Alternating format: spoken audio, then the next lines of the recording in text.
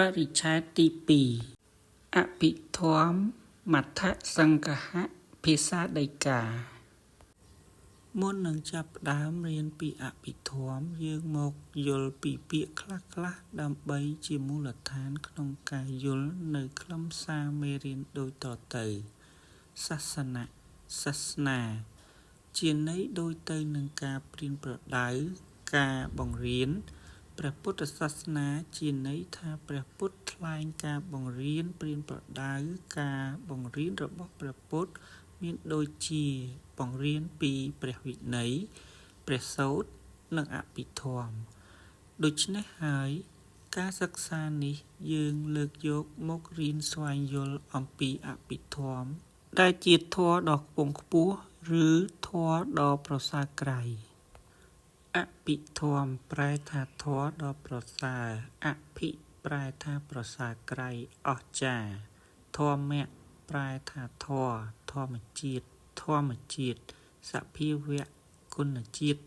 ធាតុភាសាព្រះនិយាយថាធម្មៈសំដៅទៅលើរបស់មនុស្សសត្វរុក្ខជាតិទឹកដីភ្លើងខ្យល់ធម្មៈបែងចែកចេញជាពីរគឺធម៌មានពិតបរមត្ថធម៌និងធម៌មិនមានពិតបញ្ញត្តិធម៌បរមត្ថធម៌និយាយពីធម៌ពិតមែនតែនមានពិតបញ្ញត្តិធម៌និយាយពីធម៌ពិតដោយសន្មតបរមត្ថបូកនឹងអដ្ឋៈ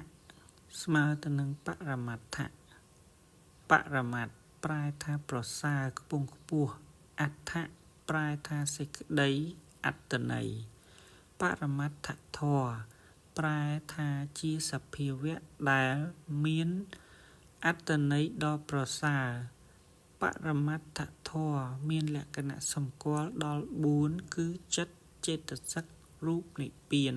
នៅក្នុងបរមត្ថធម៌បែងចែកជា2គឺសង្កតៈ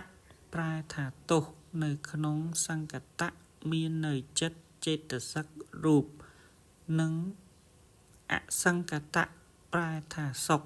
នៅក្នុងអសង្កតៈមាននៅនិព្វានចិត្ត